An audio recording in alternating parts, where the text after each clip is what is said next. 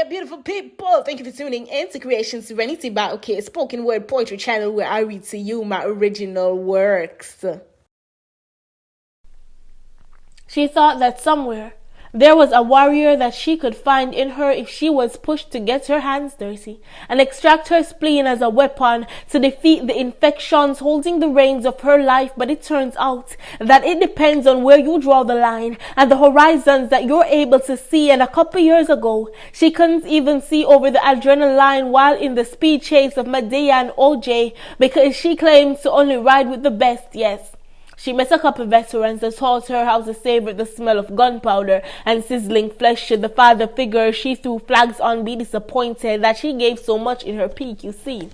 Her mother kept her hands clasped and her eyes so far searching around heaven that she never saw what Eli missed in his own home, and her daughter suffered because of it.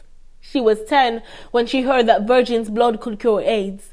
She remembered Tanya Brown and thought that self-defense was no defense, so she took a knee to the neck like a champ, telling herself that there was only 2 ways this could have gone, and he didn't mean it because he didn't see her through his mommy issues, and her daddy issues kept her begging for his approval. What a fucked up way to live. But he gave to her what he couldn't lose, and she vowed that she'd repay the favor while professing love on latex seats to the landlords of her body as they built their business on principle, collecting cash upon delivery every night.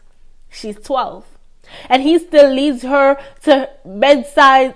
And he still leads her to strangers' bedsides like a father, handing over a daughter as an altar, watching her tease every saint and every sinner, willing to punch the time cards in her young eyes. She cried in the confessional at 14, said that she built her house on sand, and when she finally got away from his grasp, she saw the red saucer-filled eyes of customers that she didn't know were preachers, busting hell's doors wide open, yet exiling people like her as if there was a pull-out method when sinning. She said that she's nobody's black sheep. She didn't do this on her own accord, but no one wants to hear that. Now she's 16, a lady of the night but a mother at her day job. She's that Cinderella from the ghetto, with purple hair, bruised knees, and red talons striking across men's cheeks because that's what they did to her. She says it's her artwork because she was a canvas for them, and she has to remember all that she's been through. She's got to have identification somehow to give to these kids. She has to use the lessons that he taught her to survive. She's 18, and she's working less than minimum wage. Never finished elementary, but she has ambitions because she does this for them so that they won't ever have to learn a beggar's grip. And she taught her girls to pray, but never on their knees, telling them that they'll always be the butt of a joke because they can't wield limp prosthetic dicks. She keeps her head held high like she's a queen, even when she feels filthy inside, because no excuse she makes can help her this time.